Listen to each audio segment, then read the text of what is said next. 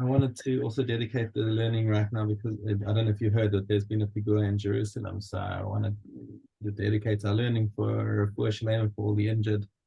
Okay. There were Um, two explosions. There was hmm? another one. There was another one also in remote. Another explosion, the second one. But they said there were no injuries. So, hope we're not going to start Um, this again. yeah. Okay. Um, to tell you the truth, we didn't have a share yesterday, so and we've got a little bit of time here. Okay, so let me take the first six because what should Okay. have been Hazara for yesterday is like the first time we're really looking at it. Shteginos Zor Gavzor. You've got This is, two. You've got, which one are you doing first? I'm doing last mission in Bava Metzia.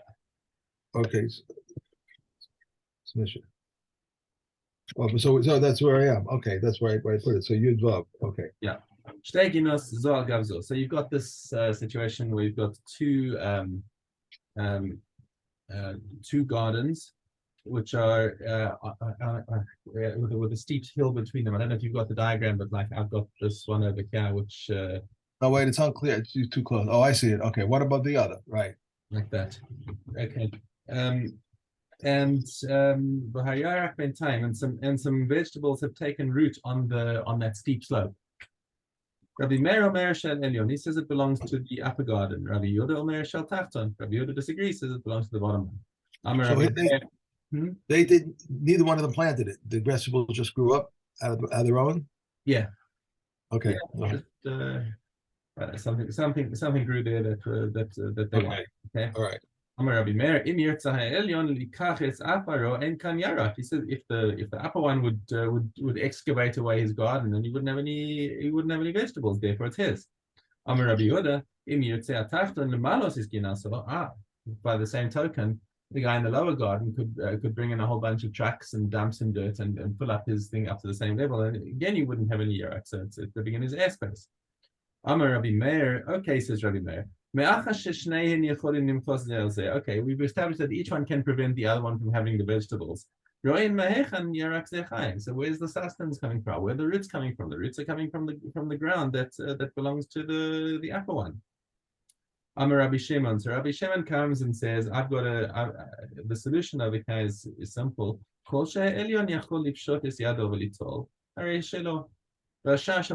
says, whatever the top guy can reach out over the edge and take, because it's we're talking about a steep hill. Otherwise, if it were like walkable land, then you would have put the land dividers between them. But yeah, we're talking about a steep thing that you can't walk on. So he's going to have to lean over the edge and grab the vegetables, and whatever he can reach, that's his. And anything below that is belongs to the lower garden.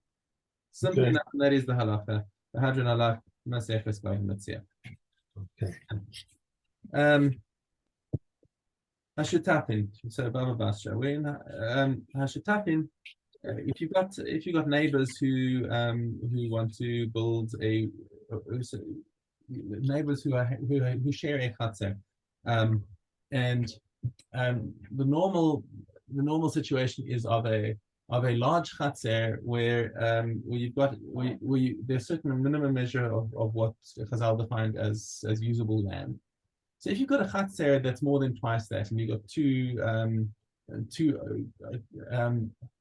two householders who are sharing the chatzer, then either one of them can force the other one to build a wall in the middle, so because he wants to have a privacy in his side. So the point of making a division over here is to avoid hezekriya, and hezekriya is visual trespass. Okay. Okay, so if he wants his privacy, then he wants to build a wall. Now that is a fairly simple thing, but what our Mishnah is actually dealing with is a case where the hang on, this is talking about a case. Right. So this is talking about a small courtyard where you have to have the consent of both people in order to build the wall. They both got to agree that they want to separate it. If it was a large space, then the one could force the other to build. But this is talking about a situation where it's a small area, and they both got to come by common consent to build this wall. Yeah. השותפים שרצו לעשות מחיצה בחצר, so now they want to, בונים es הכוסל באמצע, so they can build the wall in between them. מקום שנהגו לבנות גביל, גזיוס, כפיסין לבנים. So there are 4 different types of wall which they have different different minhagim in different places as to what you use as a division. Is basically rough stones, then there's hewn stones, then kafisin is half bricks, and levenu is bricks. Okay, I call Kaminag Medina. The Gabil, if it's the large rough bricks, the typical width of the wall is six tvachim, and therefore each one has to give 3 tvachim. The Gazis with hewn stones, with smooth stones, the total is 5, and therefore each one gives 2.5. The kfisin with these smaller bricks, it's a width of 4, and with the even smaller bricks, so therefore the total width of the wall being 3 tvachim. So if the wall collapses, so the space is assumed to be 50-50, and so are the stones to belong to them 50-50. Yeah. It carries on into Gimel. If you have 2 gardens, if there's a minhag in the area to make a fence between the gardens, then you have to then a neighbor can force the other neighbor to build it. Well, the bika, when you have in a valley, which is basically out in a farming field, in a place where, or any other place where there's not a minhag to make fences, because like, what do you care about Hezekiah out there in the valley? It's not like you're doing your laundry or changing your clothes out in the field. So now what happens if you've got 2 neighbors, 2 neighboring fields, and the one guy, he's got a mishugas, he wants to put a fence between the fields, and the other guy says, do what you want in your side of the field, I don't want the expense. So so then he can build whatever he wants, but it's got to be all on his side of the barrier, of the border. And he has to make a siman, basically. He makes some sort of siman on the outside of the wall to say, this is my property. Whatever kind of siman it is, it says this from here on, Shimon built this wall, and it's facing Reuven's property. Okay. Why does it have to be that way? Because it has to be on the outside, because otherwise anyone could build if you had a wall that was actually joint property, and you could put a sign on the inside, then Shimon could put the sign on the inside of the wall, and Reuben wouldn't know anything about it. It's got to be on the outside, so that when he puts it up, it's with Reuben's knowledge and consent, and you can't come back and argue about it later. So if the wall collapsed, so then the place of the place where the wall stood and all of the stones belonged to Shimon. However, if Reuben consents and says, "Yeah, I'll go in with you," then they use then they build it exactly on the border with 50-50 on either side, and they put the simanim on both sides, so that each person can prove that they have a right in the wall. And if that wall collapsed, then the place and the stones belong to both of them jointly. Okay, so that's yesterday's Mishnah. Now today, a question for you. It's a off the topic, but they say half brick. Why don't they call it v'chetzi? Isn't that the modern term? Is that also how what's his name? How I'll translate it. No, they don't say v'chetzi. How do they translate it? 4 different types of stone. Yeah, hakol, is that where it starts? No. The priesthood, lifnei bonim. In Mishnah Aleph, it talks about it in Mishnah Aleph. It's like the second sentence in Mishnah Aleph. Oh, let me see. Hewn stones here. Is the comma. These stones is here. Then it says kafisim. Kafisim livneim. No, This is the one that we were wanting to translate, yes. Right. That's the was. I was just one with them called Vaketzi because whenever I buy something and I want half of it, I always say Vaketzi, whatever it is. I thought that was because it was modern. So No, we have Chetzi, Tifchaim Bechetz Umechza. Tifchaim Umechza, it says not Bechetzi, but it says Umechza. Okay. All right. Okay. Okay. Gimel. Tamakit is Chaver Mishelosh Shel Kosav. So you've got two fields. You've got Reuven's got a big field, and it surrounds Shimon's field on three sides, which is smaller. Right. And Reuven decides that he wants to. So he bought all three fields on that are bordering on Shimon's field. Right. And V'gadar is Harishona is Hashlishis. So Reuven is a privacy nut, and he wants to build a fence between all the properties. You can't force V'gadar is Harishona. So he can't force Shimon to participate in the costs unless it's something where the commentary points out the reason why is because there's no benefit to Shimon from the fencing because his field is still open on the fourth side. Okay, and the Stam Valley has got a din of a place that there's no minhag to fence it. However, if he also did the fourth side, and it turns out that his friend Shimon has now got fences in all directions, so he can force Shimon to participate in the costs of the fence, because now it's helping him, and now animals won't go into his field. But nonetheless, Shimon can say, okay, I'll pay you, but I'm only going to pay you 50% of the price of a reed fence, because that's all that would have been useful to me. I didn't need anything more than that. So the fact that you wanted to build a brick wall around all sides, that's your business. I would have been fine with just a reed fence. So then you'd only have to pay the half of that minimum cost of a fence. Rabbi Yossi Omer im amad begadar es haraviis megalgelin lavis hakol. So Rabbi Yossi comes to say that if he got up and fenced off if Shimon got up and fenced the fourth one himself, now he's saying, I'm happy with the three fences that were there before.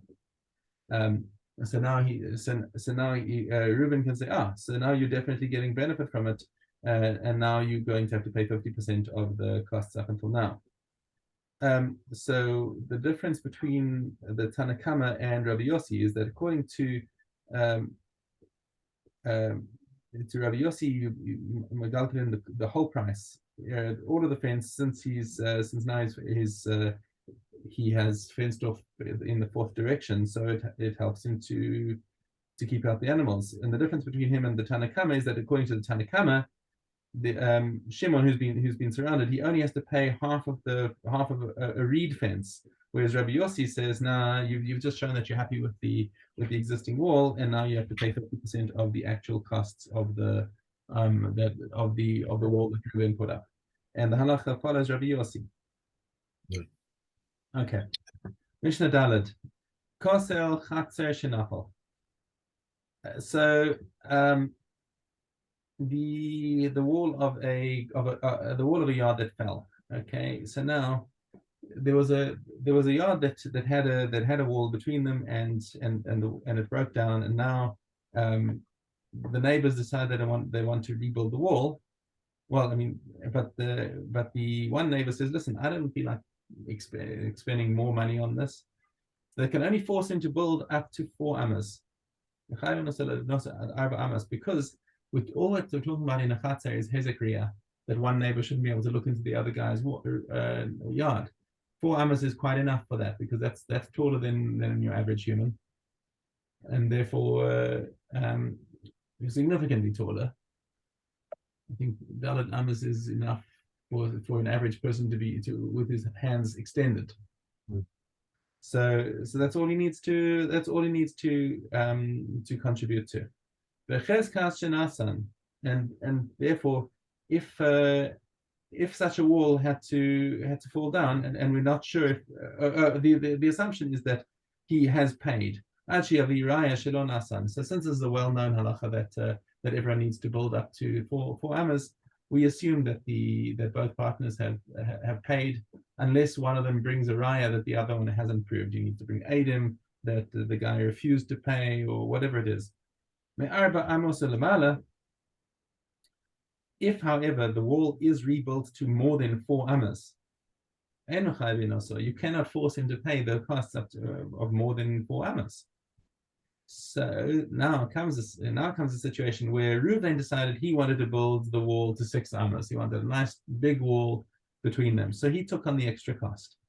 Samach lo kosel acher. So Shimon next door looks at this tall wall in between them and says, you know what? Actually is quite a nice idea. I'm going to put a wall sort of perpendicular to it, so I can put a roof between that wall and this wall and put stuff underneath there. Okay, so even though he hasn't put a roof on top of it yet, okay, so now the Shimon's saying, okay, now it looks like he's happy with the setup of the 6 amma high wall. So now Reuben can say, okay, now you're going to pay your 50% of the 6 ammas. The chezkas shelonasan, and the presumption is that Shimon has not paid. Actually, he now has to bring witnesses or a receipt or something to prove that he has actually paid, because it's a non-standard thing, and we assume that people would not have paid for it unless they have a proof that they have paid. Hey, kofin also livnos beis shar v'delis lechatzer. So when you have shutafim who have a joint courtyard, the neighbors can compel each other to build a guardhouse and a door for the chatzer. Rabban Shem ben Gamliel Omer, lo kol chatzeros ro'uyos lebeis shar. He says, not all chatzeros need to have a guardhouse.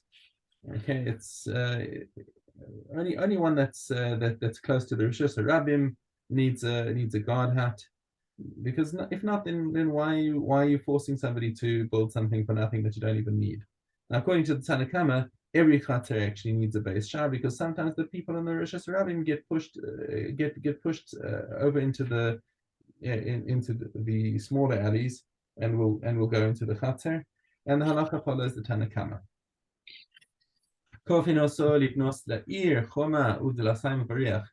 So all of the residents of the city are compelled to contribute to the wall for the city and gates and a bolt to secure the city at night. Rabban Shimon ben Gamliel lo kol ha'ayros ro'yos lechoma, and he comes again and says, not every city needs to have a wall. Only something that's close to the borders.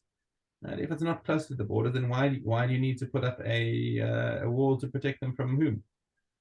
Okay, and the halacha again is like the Tanakama that if the city decides to build a wall, then everyone who lives in the city can be compelled to contribute. So how long does somebody have to have been resident in a city and before he's considered subject to these taxes? So if he's renting in the place for over 12 months, he's now a resident of the city, and he has to contribute to the municipal expenses. But if he buys property inside the city, so immediately on the first day that he's bought his property, he is a resident of that city and he is liable to all the taxes. Okay. Bava Metzia. I lost my tissue. A tissue. It's Ches Zayin.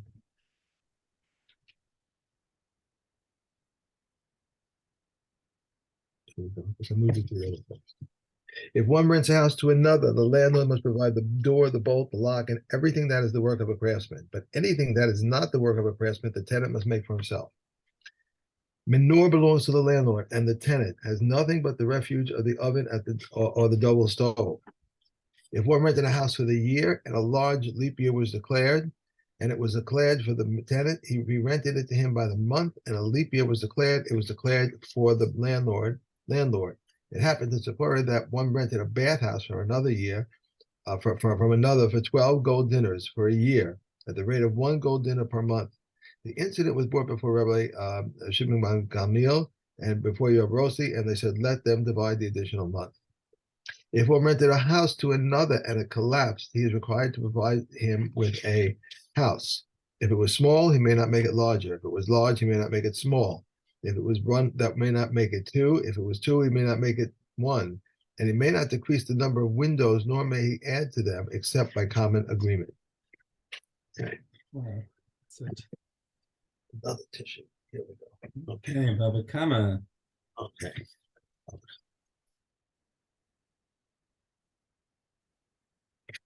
Test your base. Tet. That's wrong. Yes, test your base. Yeah, tet your base. If he gave the money to the Kohanim of the watch and he died, the heirs cannot exact it from them. As it is said, a man who gives it to the Kohen, it shall be his. If he gives the money to Yehoyariv and the guilt offering to Yediah, he has fulfilled his obligation. If he gives the guilt offering to Yorav and the money to Yediah, if the guilt offering exists, the sons of Yediah shall offer it. If not, he must bring another guilt offering for one who brings what he stole before he brings his guilt offering. What he stole before he brings his guilt offering has fulfilled his obligation. But one who brings his guilt offering before he brings what he has stole has not fulfilled his obligation. If he gave the principal but did not give the fifth does not prevent atonement. Okay. Tomorrow we have Yud Aleph. No, that's not tomorrow. That's today. We've got 2 more Mishnayos to go. Oh, we're doing the whole. Okay, I didn't realize you were doing. Okay. Yud Aleph. If one stole something and gave it to his children to eat or left it to them, they are exempt from paying. But if there were something which can have a lien on it, they are obligated to pay. We may not change money from the customs collector's box or from the tax collector's purse, nor may we accept charity from them. One may, however, accept from his house or from the street. If the customs collector took his donkey and gave him another donkey, or if robbers stole his clothing and gave him other clothing, they are his since the owners despair of them. One who rescues from a river or from a troop or from robbers, if the owners have despaired of them, they are his. Likewise, a swarm of bees, if the owners have despaired of them, they are his, said Rabbi Yochanan ben Roka. A woman or a miner is believed to say, this swarm came out of here, and one may go into another's field to save his swarm. If he inflicted damage, he must pay for what he damaged, but he may not cut off his branch with the intention of making restitution. Rabbi Yishmael, the son of Rabbi Yochanan ben Roka, says he may even cut it off and make restitution. Okay. Next. Okay, Nazir. Okay, Nazir. Okay, Vav Yud. If he shaved his head following the sacrifice and it was found to be invalid, his shaving is invalid, and his sacrifices do not count for him. If he shaved after a sin offering which was slaughtered, not for its designated purpose, and then he brought his offerings for their designated purpose, his shaving is invalid, and his sacrifice do not count for him. If he shaved after the burnt offering or after the peace offering which was slaughtered, but not for the designated purpose, and then he brought his offerings for the designated purpose, his shaving is invalid and his sacrifices do not count for him. Rav Shimon says that sacrifice does not count for him, but the other sacrifices do count for him. If he shaved after all three and one of them was found to be valid, his shaving is valid and he brings the other sacrifices. Someone for whom one of the bloods had been thrown and then he became tamei, Reb Eliezer says he forfeits all. But the Kachamim say he should bring the rest of his offerings and become tahor. They said to him, it happened when Miriam the Talmudite, that one of the bloods had been thrown for her, and they came and told her about her daughter who was in danger. She went and found that she had died, and the Kachamim said she should bring the rest of her offerings and become tahor. A Kohen Gadol and a Nazir may not become Tameh from contact with their relatives, but they may become Tameh with an abandoned corpse. If they were traveling on the way and they found an abandoned corpse, Reb Eliezer says the Kohen Gadol should become Tameh, but the Nazir should not become Tameh. But the Kachamim say the Nazir should become Tameh, but the Kohen Gadol should not become Tameh. Reb Eliezer said to them, the Kohen should become Tameh since he does not belong, since he does not bring a sacrifice for his Tumah, but the Nazir should not become Tameh since he brings a sacrifice for his Tumah. They said to him, the Nazir should become Tameh since its sanctity is not everlasting, but the Kohen should not become Tameh since its sanctity is everlasting. Okay. And Scullum.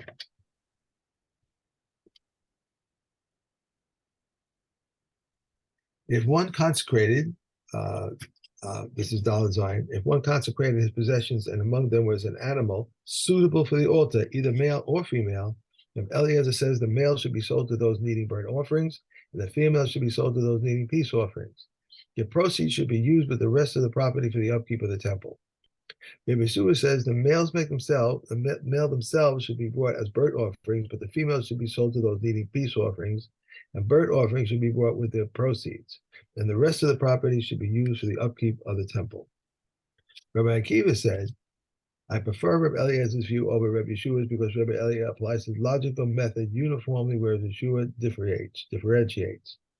Says Rabbi Papias, I have brought that both views are correct. I have taught both views are correct. Regarding one who consecrates explicitly, the halakha is according to Rabbi Eliezer, whereas regarding one who consecrates without explicit designation, the halakha is according to Rabbi Yeshua. If one consecrated his possessions among them were suitable for the altar, as such as wines or oils or fowls, Rabbi Eliezer says they should be sold to those needing each particular item, and their proceeds be used for burnt offerings. But the rest of the proceeds should go to the upkeep of the temple. Right. That's it. Once every 30 days, they would set the price paid by the necessary treasury chamber. Whoever undertook to supply fine flour of 4 saw for a seller, and the price subsequently stood at only 3 saw for a seller, must supply at 4. But if he undertook to supply at 3 saw for a seller, and the price subsequently stood at 4, he must supply 4, like for the temple, as the upper hand. Likewise, if the fine flour became wormy, the loss is his, and if the wine soured, the loss is his, and he does not receive his money until the altar atones. So the temple always gets the upper hand on that. Upper hand. It's good to get the contract for the temple, but it's a double-edged sword. Just like Las Vegas. House always wins. Right. Okay, Zavim Dalet base.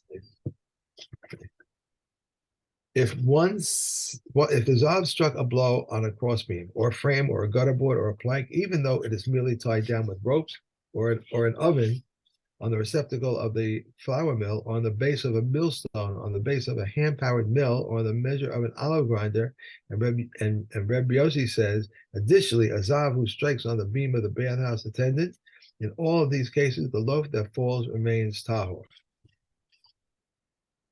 If the Zav struck a blow on a door bolt, or a lock on an oar, or a mill receptacle, or a weak tree, or a weak branch that grows from a strong tree, or an Egyptian ladder that is not anchored with a nail on a ramp, or a beam, or a door that is not secured with plaster, in all these cases, the loaves that fall are tameh. If the Zav struck a blow on a carriage, a chest, or a closet, the loaves that fall are tameh. However, with Nechemia and Reb Shimon rule them tahor. In the case of a Zav who was lying upon 5 benches or on 5 money belts, if he lies along their length, they are all tameh. However, if he lies across their width, they're all tahor. If he slept and there is a doubt whether he may have turned around on them, they are all tameh. If the Zav was lying upon 6 chairs, with his 2 arms resting upon 2 of them, his 2 legs resting on 2 of them, his head on one and his body on one, only this one that is beneath his body is tameh. If the Zav was standing on 2 chairs, Reb Shimon says that they are a distant one from the other, they are tahor. That's the end of Zavim, but the logic is if they're far from each other, then if he's standing on 2 chairs, then because neither one of them is holding the majority of his weight. Wait, Got to right. be the majority holding the majority of his weight for it to become tame from midras. Yeah, okay. Okay. Okay, then tomorrow. Tomorrow.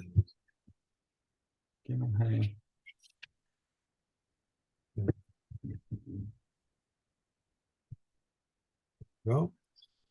Concerning the tumor of the firstborn animal, and the animal type, the offspring and the offspring of the offspring ad infinitum. All these are like the original firstborn and the tithe offerings, but they are eaten by the owners when they become blemished. What is the difference between a firstborn or a tithe animal and all the other offerings? That's all offerings may be sold in the market and slaughtered in the market, and may be weighed against a liter weight. And the exception of the firstborn and tithe animals, and all offerings are subject to redemption, and their tamora likewise are subject to redemption, with the exception of the firstborn and tithe animals, and all sacrificial offerings are brought from outside the land of Israel, with the exception of a bakor or miser animals. If, however, if a bakor or miser animal were brought, if they are unblemished, they are offered. If they're blemished, they are eaten in their blemished state by the odors. Reb Shimon says, what is the reason for this difference? It is that the bakor and miser animals have a remedy in their present place, but in the case of all other offerings, even if they develop a blemish, they remain in a consecrated state. The offering of a katos, the tamar of offspring. Okay, that's the offspring of a katos, the tamara of a katos, and the katos is offered, or owners have died and are left to die. A katas whose year has passed, the one that was lost and then found blemished, if the owners then atone for their sin, the original katos is left to die. If it does not make a tamara and one does not derive benefit from it, but nor one liable for it, meila. If the owners did not yet atone for their sin, the original katos should be left to gaze until it develops a blemish, and it should be sold, and he should then bring another offering with its proceeds and make a tamura, and one is liable for meila. If one designates an animal as his katos and it was lost, and then he then offered another one to its place, and afterward the first one was found, it must be left to die. If one designates money for his katos and it was lost, and he offers a katos in his place, and afterward the money was found, the coins go to the Dead Sea. That's us for today. Okay. Right. Question for you. In America, and probably in South Africa too, if you make